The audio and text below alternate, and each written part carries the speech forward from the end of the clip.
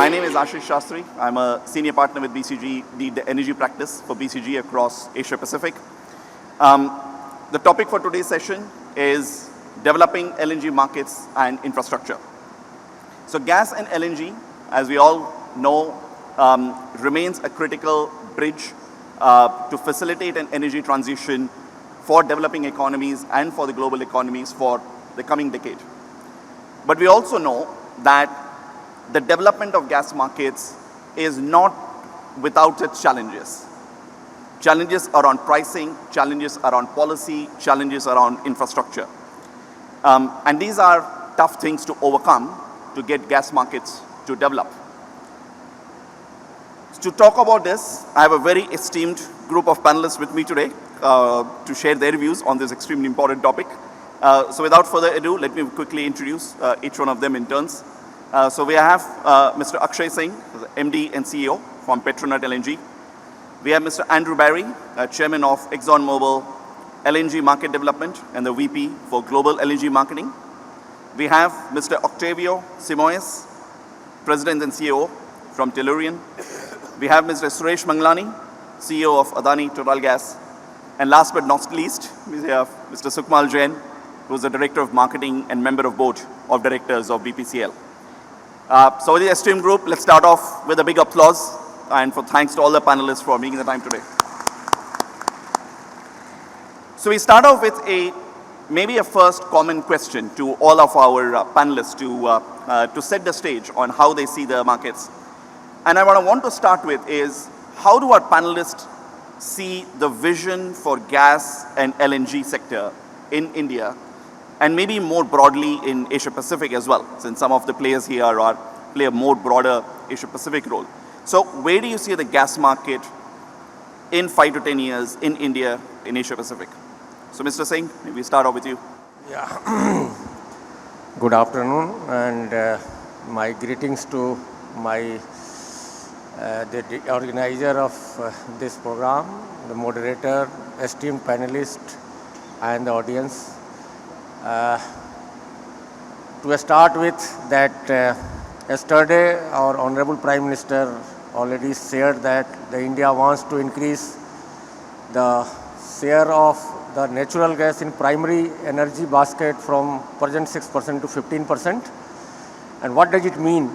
That by 2030, almost 6 years down the line, this will translate into increase of almost 3.5 times to 4 times consumption of natural gas in our country.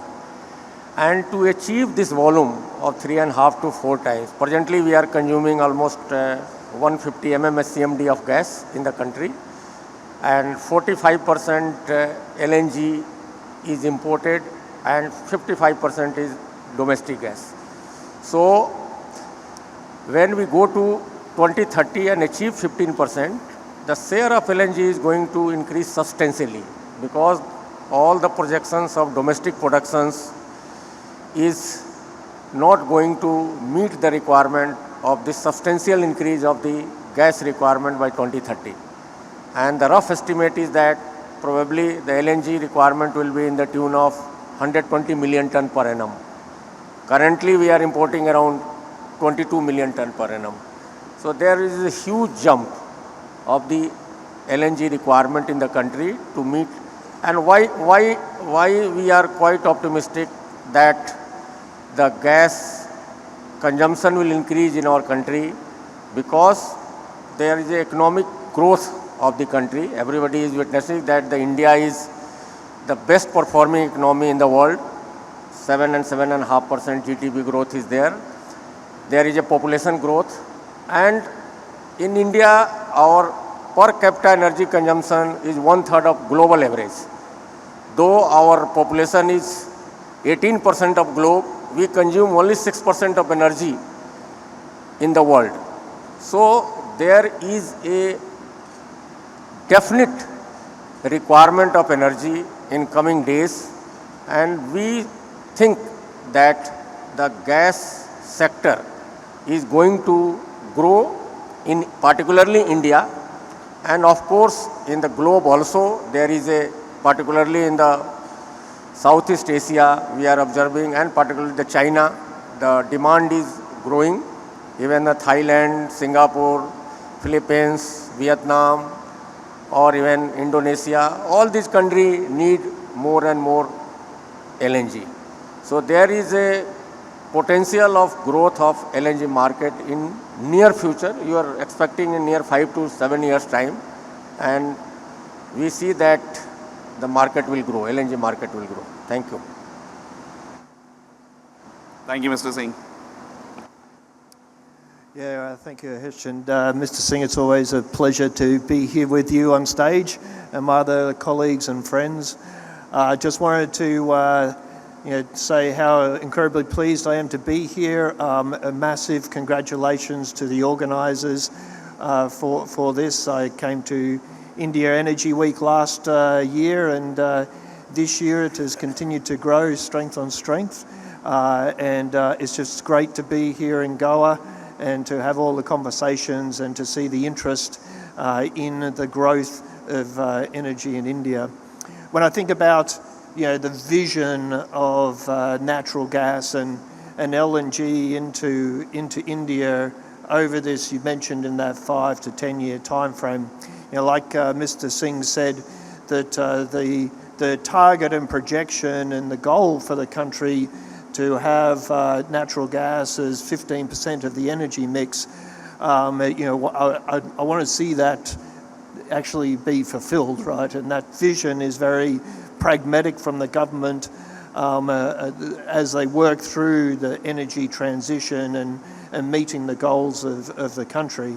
The other thing I'd say is that, and it's a real compliment to the country with respect to the investments that have been made in the gas infrastructure already. When you look at the import terminals, the amount of gas-fired power generation, which is about 25 gigawatts in the country, and it is underutilised at the moment based on the fact of the recent high prices in the market, which has really impacted that demand. And I know we'll get into discussion around some of that here in the panel.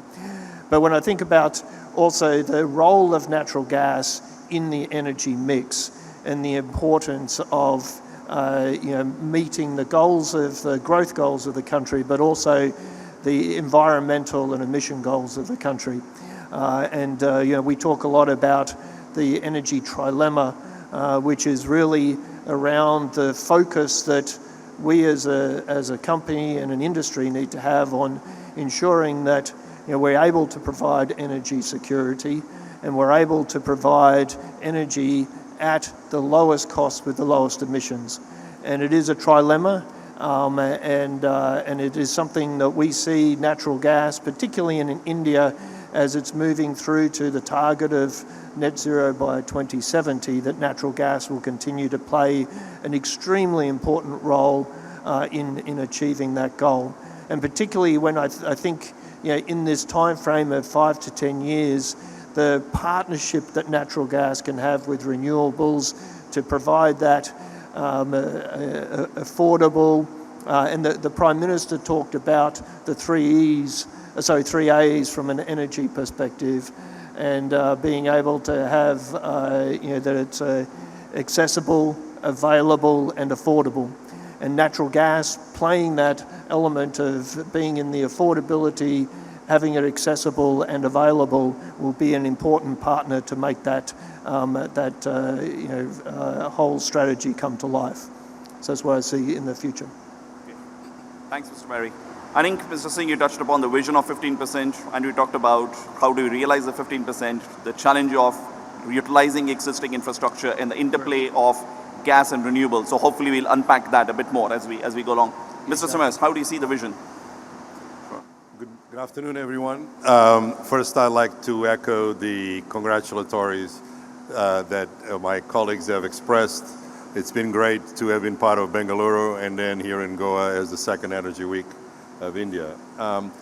These discussions, I like to set up some fundamental pieces on stage. So one of them is we have 18% of the people in the world consuming 60% of the energy, and the other 82 only 40%. We have 3 billion people in energy poverty, and we have 4 billion people living on less than $7 a day. So no matter what we do, especially as the demographics shows that the 7.5 to 9 billion will occur in areas that need more energy substantial. So the first thing we have to accept is that without economic growth, without economic prosperity, without lifting people out of energy poverty, we will not be able to do the transitions that we want for energy to a lower carbon economy, a lower carbon world, if we deal with from anthropogenic emissions, without really taking care of that economic. The climate challenges will not be met if people stay in poverty. So with that as the base, it's obvious that for regions like India and many others, Africa being another one as an example, other parts of Asia, that all fuels are needed.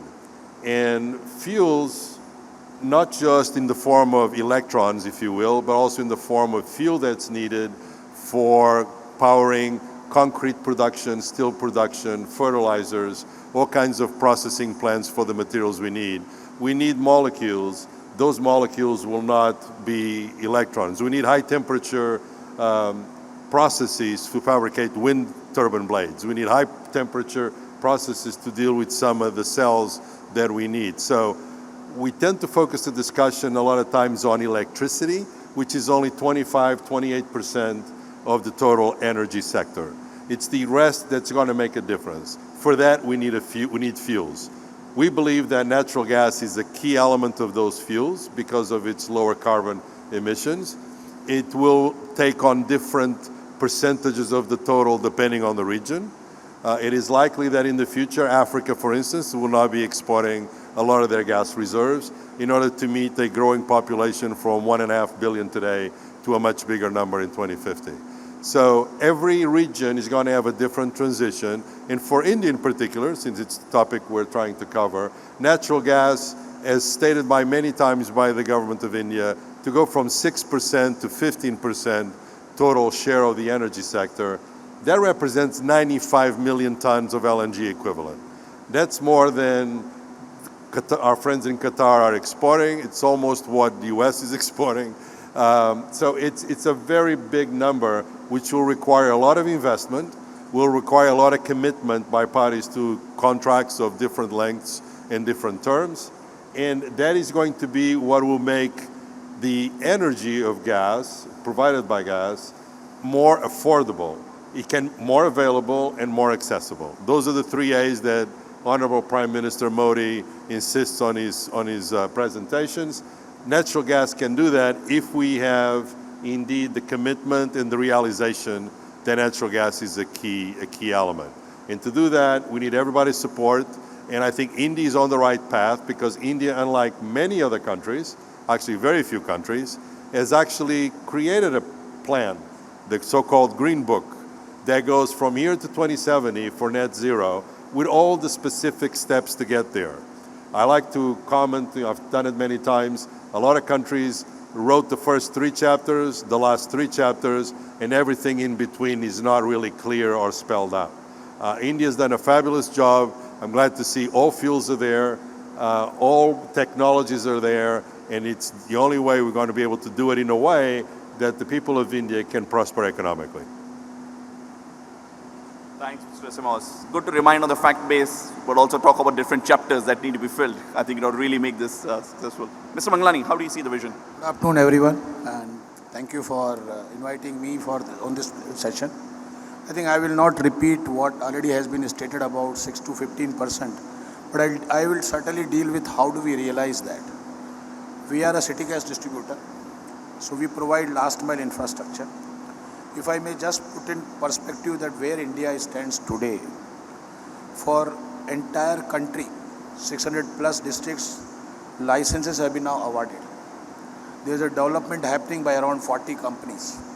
We are one of the largest infrastructure development, CGD developer with 124 districts in the country. Now, that is where the CGD is there. If you see on the pipeline side, we have around 25,000 kilometer pipeline, half of which is around... Sorry, Mr. Mangalani, if I just pause for 1 second. Is the audience able to hear Mr. Mangalani well? Okay, I think the mic is... Okay. Should I make it close? Yeah. Is it okay? Yeah. So around 25,000 kilometer of pipeline, half of that is being used around 40 to 70% utilization, and another half is less than 30% utilization. We have around 48 million tons of LNG facility, RLNG facility, barring Dahej, which is I think operating around 90%, rest all are operating below 40%, 50%. So on an average, it is 50% capacity utilization. Upstream, government is continuously developing positive policy framework. So I think all in all, there is a holistic development across upstream, midstream and downstream. And there is a continuous impetus on increasing the use of natural gas. So while the pipeline development which will reach to the last mile from northeast to the Kashmir will certainly help us to grow the demand, two sectors which I would say besides city gas distribution, which is going to be the major contributor, mostly people are talking about power and fertilizer. I am slightly going to some other two sectors. One is, I think, to me, the biggest hidden jewel is the MSME sector of this country. The medium and small enterprises, micro and small medium enterprises. There is more than 100 MMSCMD demand potential available if we create some sort of an ecosystem, support system for next 5 years in terms of encouraging them to connect, as well as in terms of a pricing, because there are certain pockets in India where natural gas is mandatory, so that if the unit is using natural gas versus the coal or a rice husk, these two entities are not competitive. So by pressure, by force, this entity finds some ways to use other banned fuel. So I think there has to be a complete countrywide ecosystem development. India has a beautiful production linked incentive. We are suggesting that there should be a consumption linked incentive for MSME. There should be some sort of a direct benefit scheme for 5 years for MSME to realize this 100 million MMSCMD of a natural gas demand, which can come from MSME sector. It will also help enhancing significantly health index of this country. It will make India clean because people will be, breathing fresh air. The second very important sector is today around 80 million tons of diesel is being used in the country. 40 million is being used by long haul trucks and buses. And that 80 million is expected to cross 140 million by 2030, the way India is growing at 6.5-7% GDP growth. So I think another important, as Energy Transition Commission has given the recommendation, that there is a phase calibration of long haul trucks from a diesel to LNG. So even if we achieve 25% of that, there is a huge demand will go upside. There will be utilization of infrastructure and a pipeline will go up. So I think besides CGD, if we could focus on MSME and the LNG I call it LTM, LNG for transport and mining. If we can use these two sectors to boost the demand, we would certainly fulfill some gap from 6 to 15%, besides, of course, supporting and bringing boost in the power and fertilizer sector. Another important thing, these are the direct things which I was saying. There are two important indirect developments which are happening. One is the ESG program which is being developed. ESG is pushing companies to go for a more cleaner fuel. So that we are seeing now visibility. A lot of multinationals, a lot of big corporates, exports-oriented companies are using natural gas, and they are encouraged to use a natural gas. The second important part is the carbon border adjustment mechanism, which has now kicked in the European market. Effective 1st January 26 to 29, the structured program has been published. Now, anybody exporting from India from 26, if they don't meet carbon standard, they will face 20% additional duty. So India has started preparing now. The carbon standard for steel, aluminium, paper, so cement. So I think very soon in the next 12 months period, we will see India's carbon standard, which would again push people to use natural gas. So again, this will fill the gap of 6 to 15%. I think last point I will close with that from a policy formulation, there is a lot of consistency, stabilization. PNGRB regulator is developing good policies. India is rapidly growing. I think across all sectors, whether it is airports, oil and gas, ports, nation is thriving, if you see. If there is any Oscar for nation development, I think India would get an Oscar for sustained reforms and rapid fast-track development of a country on a 360 dimension. So I think we are very excited to see the way India is growing. By 2030, of course, mandate is very high, 6 to 15%, but I think India has achieved such challenging targets, and I'm hoping that we would certainly achieve the target. Thanks, Mr. Mangalani. Mr. Jain, how do you see it? Yeah, good afternoon, everyone. And I would like to thank the organizers for bringing this topic and my co-panelist. I think on this subject, my co-panelist has given a lot of data. I would like to restrict myself to two key issues which has been put across. See, Indian growth story is now known to everyone. I think we are growing leaps and bounds. And when growth will happen, definitely energy consumptions will go up. The moment energy consumption goes up, today if we really look at energy mix in India, it is something like 78% contribute is given by oil and coal, while gas is just having 6%. And if we want to transit, means whatever energy transition we are talking about, though India has also taken a target of 2070, so it's a long way to go. And any renewable transition requires a lot of funding, lot of investment. So what is the answer to that transition and with low carbonization? I will not say decarbonization, it is a low carbonization. So probably natural gas is the only answer to it. And it is seen across also, means countries have moved from 18 to 20%. So if we want to really get into developed country club, really again the natural gas is the answer. And if we want to really create an ecosystem, I think Mr. Mangalani has just covered the entire downstream, how it can be done. I'll just say that probably we'll have to look each component of the value chain of natural gas, be it indigenous production, be it sourcing through imports, be it regasification terminal, be it pipeline transmission, and be it like end consumer, how we can really protect the consumers from the volatility. So all these factors, if put across or taken care of, I think natural gas, India will definitely be able to achieve its aim or aspiration of 6% to 15% by 2030. So this is the first part of what you had asked for. Second part, as far as Asian Pacific countries are concerned, there is a typical thing you can observe. The highest or number one exporter in the world comes from Asia Pacific, and number one importer also comes from Asian Pacific. So that is the criticality, maybe Australia or Japan, if we really have a look at it.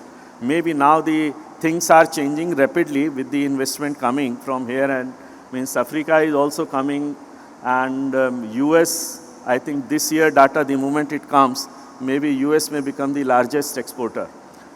But with all these changes, I think natural gas availability is going to increase, and as the data suggests, APAC countries, I think, is going to grow in line with the world, means whatever is being talked about, while oil is being talked about at a CAGR of 2 to 3%, but gas system is going to grow in the range of 4 to 5%. So gas has got a good potential and good future per se in Asia Pacific also. Thank you. Thank you, Mr. Jain.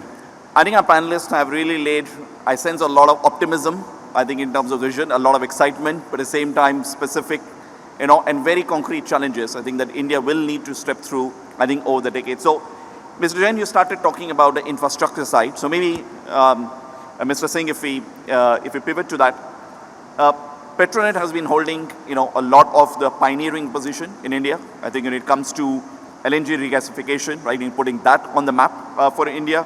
So clearly a lot of coordination across the infrastructure, whether it's regasification, on pipelines, on terminals, but supported by very strong policies, I think will be critical in order to make this vision happen. How do you see that unfolding in India, I think, over the decade, and what are the concrete steps that we need to take for across the investment value chain? Yeah. So coming to the utilization of such a large volume across the country, the supply chain has to be perfect. Only then you will be able to meet the requirement. Now coming on the terminal side, as on today, India has got around 47.7 million ton per annum regas capacity, and around 20 million ton is under construction, which is going to be completed very soon. So we will have around 67-68 million ton per annum regas capacity.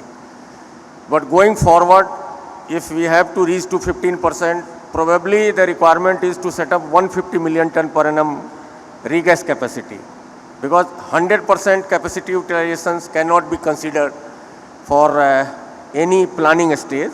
Considering 80% utilizations, you need to have at least 150 million ton of regas capacity. So far as the downstream pipeline infrastructure is considered, the country has got around 25,000 kilometers of transmission network, and 10,000 kilometers is underway. Maybe in coming 3 to 4 years time, it will be completed. So it is considered that this 35,000 kilometers will take the gas to almost all part of the country through the trunk line. And then comes on the distribution network, where already the PNGRB has awarded large part of the geographical area, covering almost 98% of population and 88% of geography. So in coming 3 to 4 years time, when all these area distribution networks are developed, transmission networks are completed, the evacuation of the LNG won't be challenging. So whole effort should be synchronization of the activity, that the terminal expansion, transmission system, distribution systems need to synchronize to evacuate such a large volume.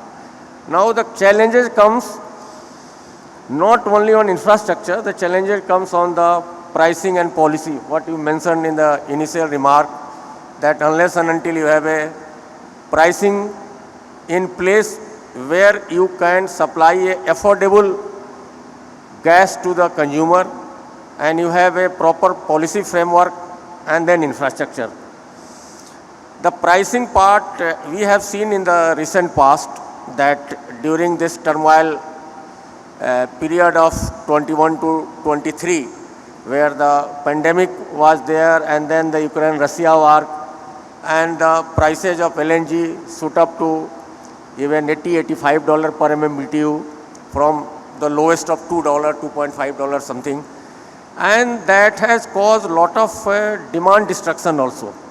So we have to be very, very careful that if the prices are not affordable, the consumer has options to switch over to alternate fuel. And to address that, all the producers and the suppliers must be very, very cautious in the pricing, so that there is no demand destruction. There is no dearth of demand. In India, we have seen that even 3 years back, we were consuming 26 million ton per annum of LNG, and it came down to 20 million ton during this COVID period. Last year, there is an increase of almost 11%. Even in China has increased 11% in 2023. When the prices are stabilizing, we are finding the consumption is increasing. And it is expected that in the near future, the prices will be affordable to the consumer, and at least it should compete with the liquid fuel. Because in India, almost 85% of the hydrocarbon crude is imported, 50% is only the indigenous crude. And the gas we are importing 45%. Technically, we can replace large part of crude with the natural gas, LNG. Only the challenge is the prices. That the prices must be competitive with the liquid fuel to increase the gas consumption in the country. And everybody recognizes the importance of natural gas as a bridge fuel for greener transition. Wherever we talk, at any forum, everybody says that without natural gas, this transition is impossible. And India, having the commitment of going for 500 gigawatt renewable energy by 2030. Almost 50% of our electricity requirement and the energy requirement will be met through renewable. How do you balance the grid? Unless and until you have a natural gas, it will be extremely difficult. So the natural gas is such a wonderful fuel, which is the cleanest among all the fossil fuel. Our assessment is this transitions may take 4 to 5 decades. It can't happen in a decade or 2 decades. So natural gas is going to stay for a longer period, and need of the hour is synchronization of the infrastructure and the pricing, and on the policy part that the government, in recent past we have seen in last 3-4 years, government has taken a lot of initiatives to increase the consumption of natural gas in the country, and that is definitely going to help us in the future. Particularly we have a gas exchange where you can do the trading. Government has made the first priority allocations for use of the domestic gas for PNG and CNG requirement. That is helping the use of the natural gas in the country. And also the LNG can be sold anywhere in the country irrespective of the GA authorized by to any company. And the LNG, as Mr. Mangalani said, that 80 million ton of the diesel is consumed in the country. Even the 10%, 20% replacement of diesel for the long haul trucks and buses can make a substantial increase in the LNG consumption in the country. So there is a huge potential for increase of the gas consumption in the country, and need of the hour is that all the activities should synchronize, and we are quite hopeful that the government directions is very positive. Government wants gas-based economy in our country, and to happen it, all the stakeholders should come together and forward to make it happen. Thank you. Thank you, Mr. Singh. I think you painted a very wide picture in terms of with the right pricing, there is demand. Demand is not the challenge in order to make it happen. Question is, maybe a turn on the supply side. And Mr. Barry, as a global supplier, how do you see some of the macro trends which are impacting, more on the LNG markets, but maybe a bit more double click on the supply side? And how do you see that emerging, I think, in the near term? Yeah, thanks. And I echo many of the comments that Mr. Singh made around the opportunities that we see here in India. But importantly, it's really important just to take a step back and think about what's happened over the last few years with what I would characterize as an extremely volatile gas price in the market. But you need to recognize that that volatility was in that spot market of the LNG business. And so a good 80-85% of the LNG that is sold around the world is on long-term contracts. And I think everybody in all the markets around the world that had those long-term contracts in place were, let's say, very, very happy over the last couple of years with the stability of that pricing and with the stability of supply. And so, that's an important element to reflect on as we think about the market and the opportunities that are going to come forward. When you think about from a supply perspective, there is a good amount of additional supply that's coming on the market in the latter part of this decade. There's still the projects that are coming up in the next year or so out of the US. There are a couple of projects, our Golden Pass being one of them, but then it's a number of years before the next ones come up. These projects take many years to go through the financing, take FID, and then through construction before operation. I think the world is seeing, and if you think about one of the challenges that we have in the business is the cost of the infrastructure.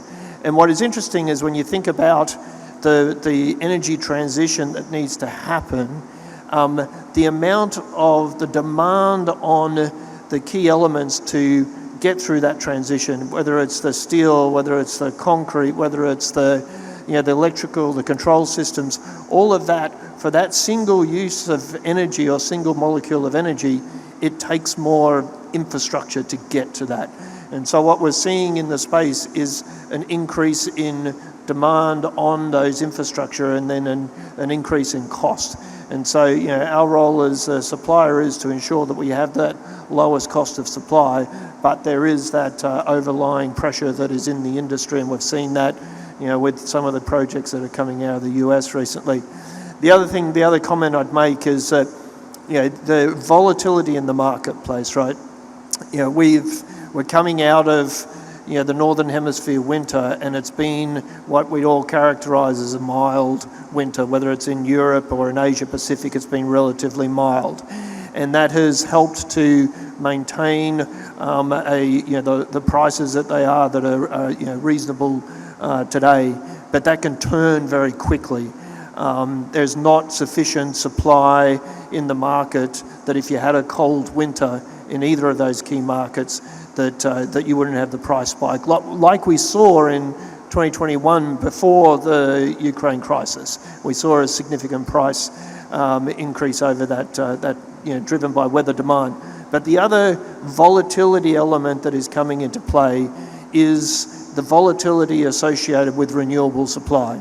So, natural gas is going to be such an important partner for that reliability of electricity and energy demand as you do it with renewables. But renewables, you've got to deal with the intermittency, right? And one of the key countries or examples of that impact the global markets is Brazil, right? So Brazil has a good amount of LNG import capacity.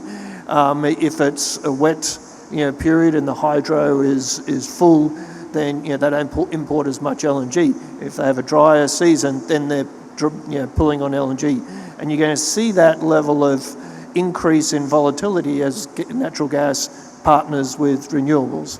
So come back to the start of the conversation around the importance of long-term contracts, the stability of that is a key part of the market and will help India from that supply-demand perspective. Thanks, Andrew. Mr. Simoes, as a large US LNG developer, what is your view on the LNG supply, especially some of the policy changes that are developments that are happening in the US? How do you forecast US LNG supply evolving in the future? It's kind of hard to hear, so I want to make sure I understand the question. What's my view of the buyers? Of the US LNG supply in light of policy developments. Yeah. So, the US LNG model is obviously quite different than the model that was there previously. And it offered some flexibility that wasn't there before. It allowed a very efficient way of building using existing infrastructure in the US for other industries. And so it created a model that allowed a number of players to come in. It grew rapidly. I was part of the first wave of projects back in when we started in 2009, 2010, with the first projects coming online in 2016, 2017. And then it mushroomed just like any other industry that's successful. The view of the supplier is this. As Andrew just said it, the majority of the cost of and I'll give the example of last winter.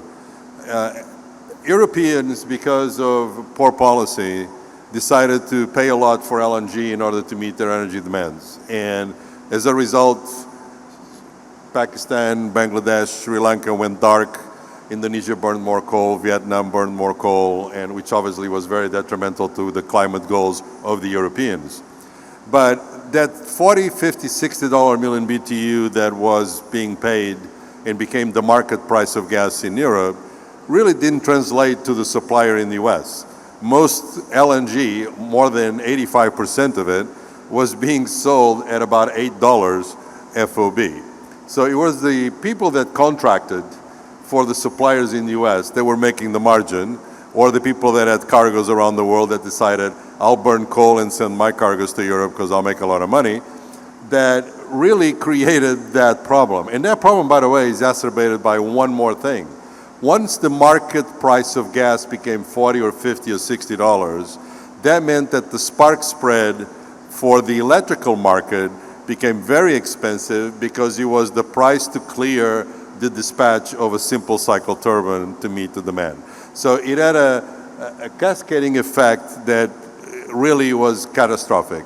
Now, Europeans' energy policy continues to be pray for a warm winter, which apparently it's working this winter, but it's not sustainable. And so I echo from a supplier, the view is there is the opportunity to secure long-term contracts, to insulate, whether you're an industry or whether you're a country, to insulate yourself from these volatility.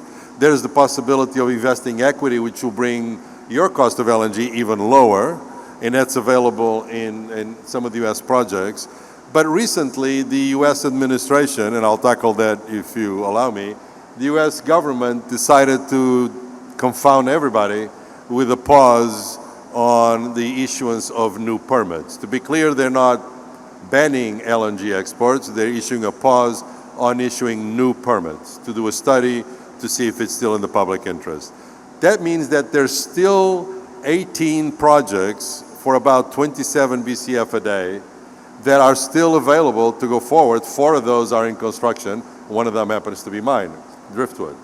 So it's not about volume, but what this creates is that on those 19 projects that were waiting for a permit, some of those projects are fully contracted with long-term contracts and now face the uncertainty of how long will this take. The sponsors and the financing and the costs of basically another year of carrying the projects causes uncertainty. And taking even a bigger snapshot, the fact that the US is pondering not sharing with the world the reserves that the country happens to have that are needed for energy transitions around the world at an availability level that will make the prices come down so that it will allow the global south to have access to natural gas. If that doesn't happen, the global south is going to burn more coal, more wood, more animal waste with all the impacts that those activities carry. And the goal of climate change, it doesn't matter. The OECD countries, all 38 of them, if they reach net zero by 2050, but the rest of the world doesn't, it's a 10% reduction in CO2.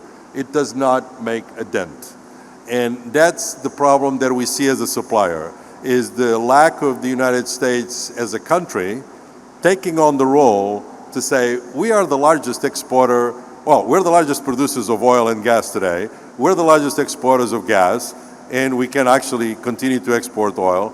So, but we're not assuming their role. Somehow the US is stuck in 1974, that somehow they're a victim of the outside world controlling the energy field, when actually it's the opposite. I think you talked about, demand and infrastructure set policies. You have the supply set policies as well, which can also create disruption in the market. So coming on to supply, Mr. Mangalani, small scale LNG has been, a growth driver in certain markets in EU, also in China.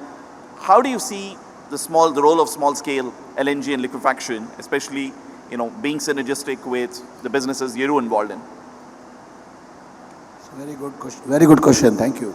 I think the dimensional change which has taken place in India on the coverage of a CGD license, the name was City Gas Distribution, and today it has become regional distribution, because one license can cover 5-6 districts.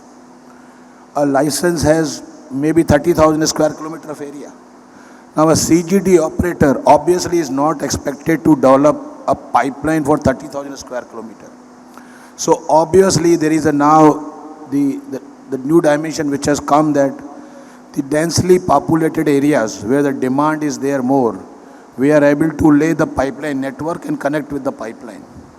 The areas which are scattered demand pockets, where laying pipeline becomes a bit of an uneconomical scenario, then we start looking at how do we develop a small scale LNG plant. And that is what all the CGD companies are doing.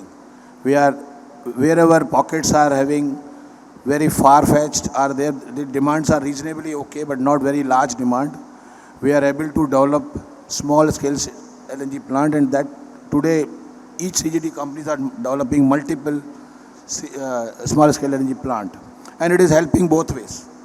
It is helping to make sure that we are developing ecosystem rather than waiting for creating the entire pipeline infrastructure. Many of LNG, small scale LNG plant eventually may be again moved out to another newer areas when the pipeline connectivity is coming. So that's the remedy which we have all found to see how do we make sure that a license holder like ourselves, the government of India calls it authorization. We call it a responsibility charter, because we have taken a responsibility to service and provide pipe natural gas to every home and the CNG across every nook and corner.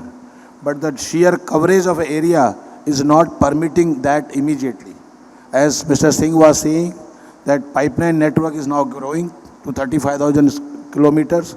Perhaps that will make again our job easier, that now we'll be closer to the tap-off point. And again we lay the pipeline, take this small scale LNG plant to somewhere else. So it's a very important development which has taken place. The another important part which is there is, we are also looking now that is it necessary that we have to bring all the way LNG for the small scale plant which we are setting up. Today we are bringing from 700 kilometer, 1000 kilometer. That again is becoming challenge on the viability side.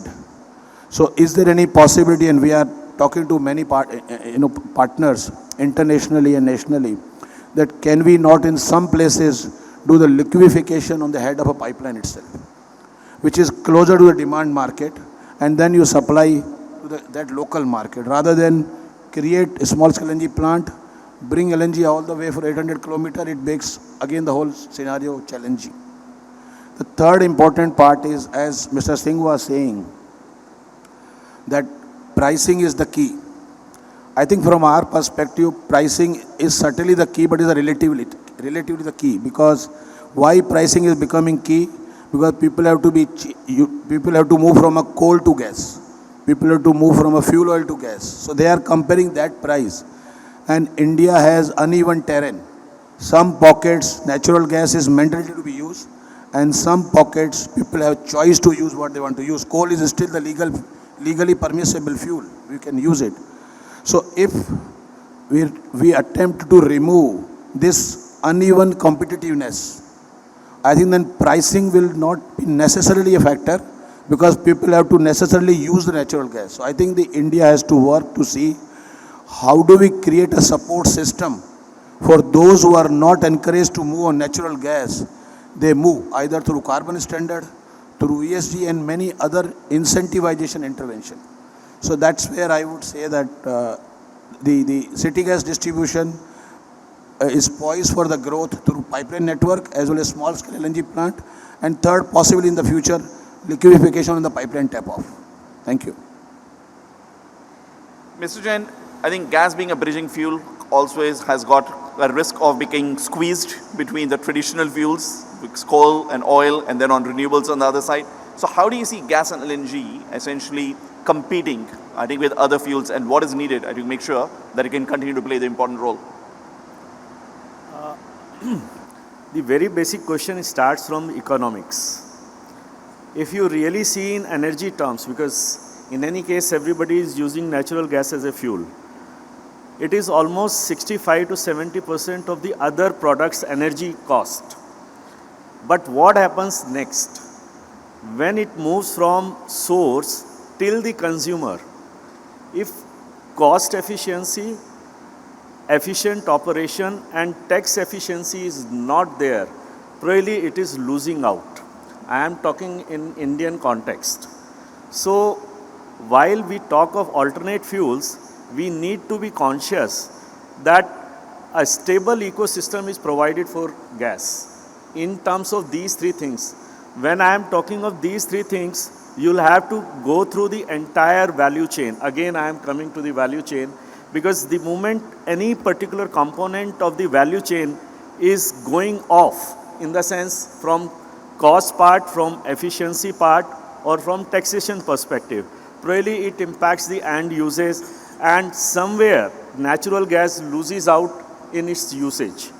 So that is where probably alternate fuel, like if, let me just give you an example, we are talking of energy transition.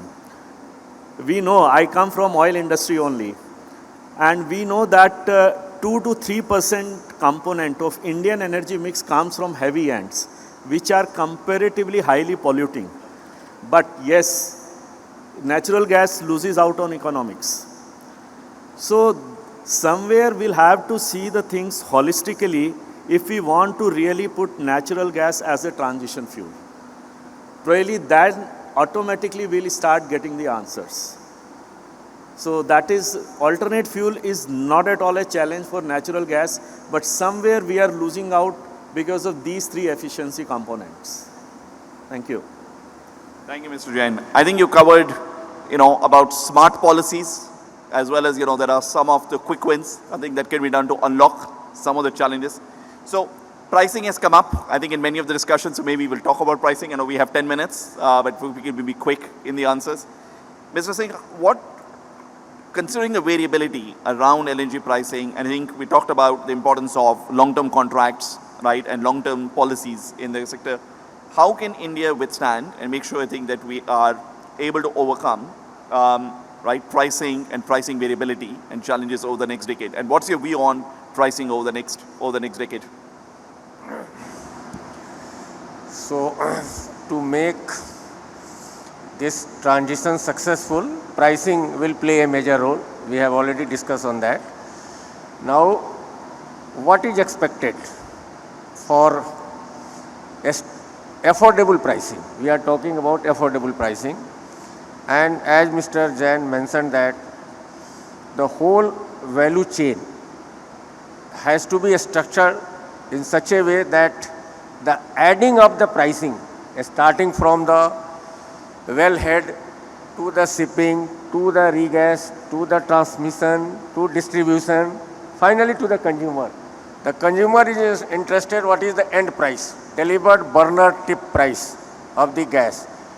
And if that is more costlier than the existing fuel being used by them, they are reluctant to switch over. So the policy decision has to be to ensure that taxations and add up of all these components make it affordable. Apart from the sourcing is the global phenomena, demand and supply, but even in the country, whatever we are sourcing, to make it affordable, the government intervention also requires, and lot of talk about the natural gas coming on GST. If it comes, that will help in faster rolling out the gas-based economy. That is the desire of the industries, that everybody expects that the taxation should be in such a way that the prices of at the burner tip is affordable. So far as the sourcing is concerned, every country has a strategy, whether they want to go for 100% long term, 50% long term, 50% export, or some 70-30, 80-20. So far India has been fortunate enough to have a large their requirement on long term. So that is a reason even during this troubled time, we could survive well, and that has given the thinking among all the players in this industries to look for long-term strategy. Earlier, when the export prices dipped down, everybody thought that long-term is not good. Why can't we have a spot and manage the business? But now the lesson learned in the past has given indication that we must have a balanced strategy, maybe 70% long term, 30% export, so that whenever the export prices come down, the country is not deprived of the low prices. And if it goes up, at least the supply side, it is secured that your essential requirement is met when you have a minimum of 60, 70, 80% of long term. So that strategy, I think, is required to be inculcated in the entire business framework to improve the gas consumption in the country. I think I hear about balance, I hear about value chain, I hear about competitiveness, right? A lot of things to cover. Mr. Barry, on very quickly, how would India avoid disruptions like the pandemic, like the war, do not upset these ambitions that we have from 6% to 15%? How can India avoid challenges? Well, I don't think I could have said it better than Mr. Singh. That really that element of those companies and countries that had long-term contracts in place were fine during the pandemic and during the crisis that happened, and so the importance of that stability is really key. Mr. Singh also talked about the importance of the affordability all the way down to the end user, and the country has the opportunity to put gas in the GST regime, which would again reduce the cost to the end user. And then I think the challenge for the country here as well is around the import tax that is going to be on some suppliers and not on other suppliers, and has the potential to increase the cost of gas in the country as well. And so I think there's some opportunities to work with the policies and regulations to help get to that goal of reducing the cost of gas to the end user. Mr. Simoes, is there a sweet spot in balancing supplier considerations and importer considerations? I think as we establish these relationships, and how could that balance be more easily met? Right. Well, right now I think we all agree that we are short of energy worldwide. And it is unlikely to change because in 2014, we were investing $1 trillion a year in oil and gas. And since then, as average, $400 billion a year. So 60% reduction. We're getting shorter and shorter of energy with a growing demand worldwide. So the volatility of indices like oil barrel or price of oil or even Henry Hub or others, they will be there. So if you really want to tackle the lowest possible price to a country, a business, you own the molecules. If you're a country, you can own the molecules domestically, and you can go to places where you can actually own the molecules. I'll argue you can do that in the United States. So if you own the molecules, the transformation into the form of energy you want, it's a fixed cost, or I should say a controllable cost. It's people, taxes, consumables, capital, whatnot. So that is the basic, if you really want to have the lowest possible cost energy. You own the molecules to start, and then you actually can thrive. Next best is you actually have contracts that you can hedge. If you can hedge the price against some commodity to have stability, you deal with the volatility. If you have contracts you can hedge, then you're totally exposed. And unfortunately, when prices are high, as Mr. Singh said, you go for long-term contracts. When the spot goes down, you stop the shopping spree and regret that you actually entered into long-term contracts. And hopefully, I agree with Mr. Singh, I hope people did learn the lessons from the past, because I suspect that they didn't. And that when this happens again, we'll see the same dynamics, because more than likely, Mr. Singh and I will be doing something else with our lives, and somebody new will make the same decisions that happened then. So the imbalance is there. And this is why, even though, like I said, the pause in the United States doesn't stop the exports, doesn't stop those projects that have the permits like Driftwood to go forward and deliver, it does create an uncertainty how much can they deliver, which is key to have balance and have oversupply. I mean, if you look at the oil industry, they've always been very, very keen to keep some spare capacity to deal with volatility. People say, well, you're keeping the prices high. No, I'm keeping the prices from exploding, just like it happens when you have no elasticity in your demand. So those are the things we have to tackle and collaborate. That's the theme of this conference, collaboration and growth. That's exactly what we need to do to achieve a good transition. Thank you, Mr. Simoes. Mr. Mangalani, you talked a lot about city gas distribution and PNG. Maybe very quickly, can you elaborate more on that and the role of LNG in that, I think, as you see that business? Sorry. I think one good part for us is that because there's a part of a strong government vision to grow city gas distribution across the country. every home should have a PNG. So from that perspective, for our two core sector, home and CNG, government is giving us APM price gas and the allocation is happening. The rest two sector, which is industrial and commercial, we either buy from, CGDs are buying either from domestically explored gas or through LNG. As the demand is increasing and the domestic gas is limited and we are importing a lot of LNG, I think the demand of LNG is also increasing, and I am seeing that happening even going forward, because city gas distribution in true sense is started beginning the growth now. So far it has been the infrastructure development phase, and major development phase is going on. So in my view, I think where LNG's demand is going to grow significantly. One of the important thing which I think if we want to see a real growth happening of a natural gas is as Mr. Sukhmal Jain said about the tax reforms. We have a listening government, listening authorities, and we keep speaking everywhere. The important reform which government has been doing, one reform which will have a major rippling effect is the GST on natural gas. I think that will bring a seamless transition of a gas.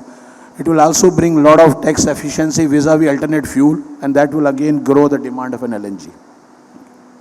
Thank you, Mr. Mangalani. And since we are on the time, maybe last question, Mr. Jain. We talked about ecosystem. You know, Mr. Simoes, you brought that up in terms of collaboration and partnerships. So, Mr. Jain, final question to you. How do you see the role of partnerships in really making sure you unlock this particular space a lot more? So, final question on you. Yeah, I'll just quickly talk about that. See, in India, I think we have seen a very good demonstration of partnership in this sector, because it's a highly capital intensive sector, and you then reap the benefit in long term. So if I really see from indigenous production side, Reliance and BP partnership have come and it is giving benefit to the entire country. If you really see sourcing, I think all three major oil PSUs have come together, and through PLL, we are able to get a good sourcing. If you see regasification terminal, again, major oil PSUs have come together and created regasification terminal. The entire country is getting the benefit. We as Bharat Petroleum has gone outside along with ONGC and gone to Mozambique. So that's again a good demonstration of partnership and international level also. And further in pipeline transmission, I think many entities have come together to create the pipeline infrastructure or the entire grid across the country. And last but not the least, I think city gas distribution. I think there are n number of partnerships are there, and which is really helped the country to create infrastructure all across the country. And let me just share last point. I think we as Bharat Petroleum and GAIL were the first to come together 25 years back when we created Indraprastha Gas Limited for city gas distribution. So with that, thank you. I think partnership is a real important for natural gas ecosystem. Otherwise, it is too difficult to create such type of infrastructure. Thank you. Thank you, Mr. Jain. I think this conversation can carry on for a long time. I think there are many things that we didn't touch upon and facets, but hopefully, this touched upon many of the essential elements that we see for the growth of gas and LNG in India. So let's put our hands together, I think, for the panelists for sharing their very candid views. Thank you, everyone. Thank you.